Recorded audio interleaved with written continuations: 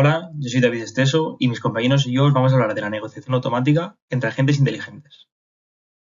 Este es el índice que seguiremos en la presentación y comenzamos dando una primera definición sobre qué es la negociación automática. Esta la podemos entender como el proceso mediante el cual un grupo de agentes se comunica entre sí para llegar a un acuerdo sobre un tema que es de interés común. Para ello es necesario el diseño de protocolos de alto nivel que modelen el comportamiento de los agentes. Sigamos con más definiciones. Cuando hablamos de la estrategia de negociación, nos referimos a esa secuencia de acciones que la gente planea hacer durante la negociación. En este caso, estas acciones tendrán forma de oferta o contraoferta. Cuando hablamos del mecanismo de negociación, nos referimos al protocolo junto a la estrategia de negociación que seguirá un agente durante la misma. Cuando hablamos del espacio de negociación, nos referimos a todas las posibles situaciones que se pueden dar durante una negociación. Y cuando hablamos de acuerdo, nos referimos a esas condiciones aceptadas por todos los agentes y que hacen que la negociación finalice. Y ahora hablemos del mecanismo de negociación. ¿Qué es deseable de este? Bueno, pues es deseable que sean eficientes tanto los cálculos que hace un agente para decidir qué oferta hacer, como el mecanismo de comunicación que utilizan los agentes para comunicarse entre ellos. También es deseable la racionalidad individual. Esto quiere decir que cada uno de los agentes buscará el beneficio propio. Sería deseable que el cálculo esté distribuido y que no esté centralizado en un solo agente. Y también es deseable la eficiencia de Pareto.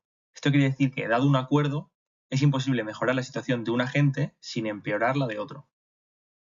Y ahora hablemos del espacio de negociación y cómo lo podemos parametrizar. Primero de todo, el espacio de negociación tendrá una cardinalidad, esto es el número de agentes implicados en la negociación. Agentes que podemos caracterizar mediante el rol que siguen en la negociación o la estrategia que siguen. En cuanto a las características del entorno y de los bienes que se encuentran en este espacio, tenemos que, por ejemplo, el entorno puede ser dinámico o estático y que los bienes pueden ser de carácter público o privado. Cuando hablamos de los parámetros del evento, nos referimos, por ejemplo, al cronograma de liquidación.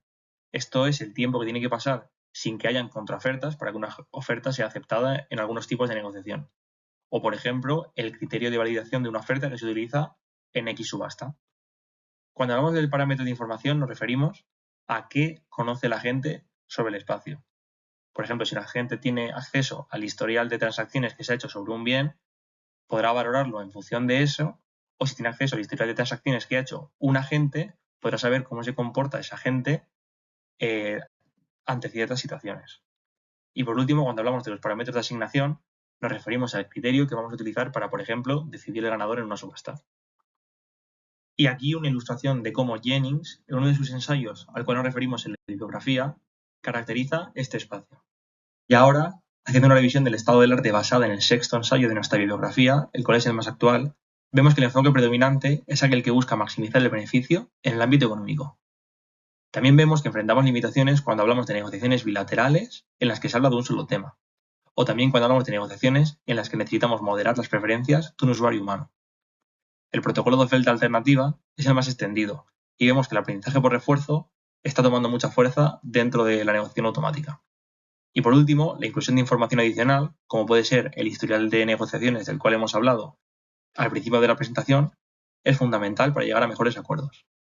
Hola, soy Carlos Ruiz y voy a empezar hablando de una posible clasificación de modelos de negociación automática. A la hora de clasificar modelos de negociación automática, vamos a considerar la taxonomía propuesta por Jennings. En esta se clasifican los modelos dependiendo de su naturaleza. En primer lugar, tenemos modelos de teoría de juegos, los cuales se basan en la teoría de juegos, desarrollada inicialmente como herramienta para entender el comportamiento de la economía. En segundo lugar, los modelos heurísticos emplean cierta información relacionada con la proximidad del objetivo, lo que habitualmente llamamos heurística, para guiar el proceso de toma de decisiones. Por último, se consideran los modelos basados en argumentación, centrándose en la persuasión y la justificación de las propuestas para tratar de convencer a los demás agentes. Adentrándonos en los modelos de teoría de juegos, estos tienen como finalidad encontrar una estrategia óptima, es decir, aquella que maximiza el resultado de la negociación. Pero no siempre es posible debido a la naturaleza dinámica en situaciones del mundo real. Además, muchas veces nos encontramos con espacios de búsqueda en los que encontrar la solución óptima es computacionalmente imposible. Los modelos basados en heurísticas surgen para resolver el principal problema de los modelos basados en la teoría de juegos, la dificultad de poder computar la solución óptima en cualquier escenario. En ese tipo de modelos se buscan soluciones buenas en lugar de óptimas, y su eficacia depende de la calidad de la heurística aplicada, aunque esto puede dificultar la transferibilidad de este tipo de modelos a diferentes dominios en los que la calidad de la heurística se ve afectada. Por último, destacar que este tipo de modelos son válidos en espacios donde la rapidez y adaptabilidad son críticos para el éxito de la negociación. Finalmente, los modelos basados en argumentación se centran en justificar su postura de negociación y persuadir a los demás agentes mediante el intercambio de argumentos y contraargumentos. Son efectivos para manejar situaciones donde los intereses de los agentes no están completamente alineados. Por ejemplo, un agente puede terminar persuadiendo a otro explicando cómo una propuesta se alinea con los objetivos a largo plazo de ambos, y destacar que tienen un gran coste computacional.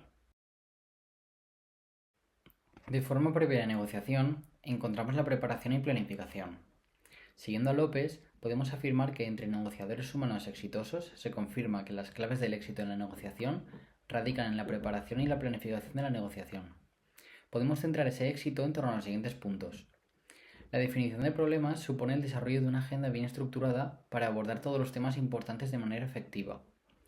Es importante identificar y priorizar los temas críticos, pues no todos los temas tienen la misma importancia, y esto permite a los negociadores centrarse en lo realmente importante.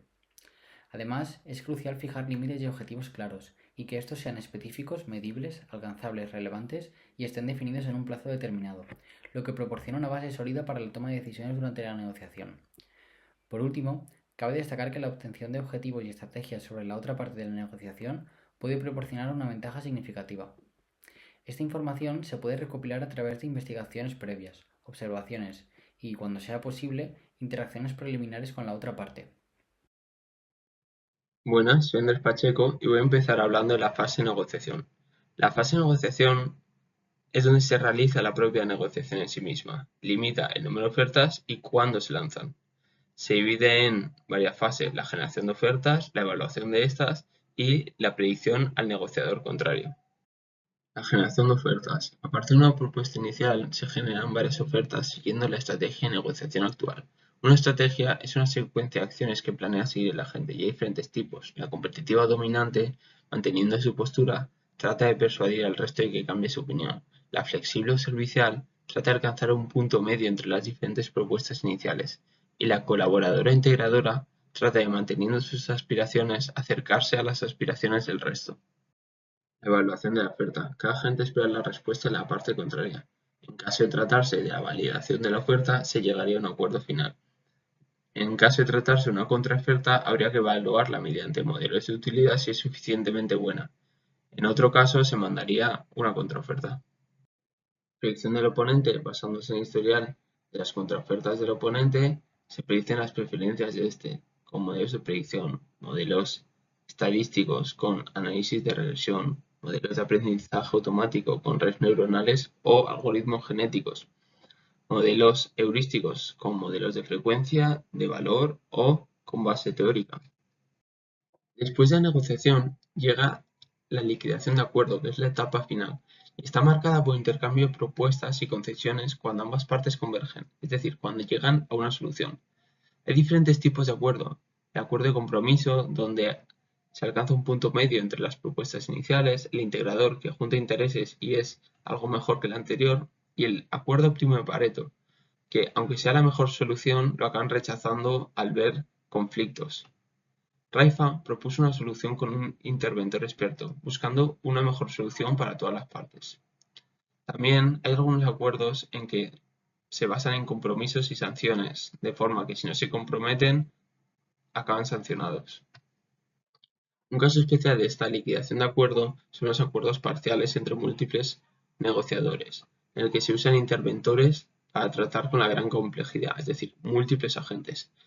Se divide el problema en subespacios de interdependencias y el mediador los agrupa llegando a acuerdos parciales. A su vez se combinan y se llega al acuerdo final. En caso de no existir estas interdependencias, se podría resolver fácilmente en paralelo. Como conclusión, sabemos que los sistemas de negociación automática son cada vez más importantes y se necesitan grandes esfuerzos en el campo de la investigación. Hay necesidad de crear un framework que defina las características esenciales para dirigir el desarrollo de la negociación. La mayoría de gente se basa en la negociación en un solo ámbito, y eso es por el desafío que conlleva la negociación general. Por último, busca retirar al ser humano del proceso, es decir, quitar la intervención humana de la negociación automática. Esta es nuestra bibliografía. Y gracias por vernos.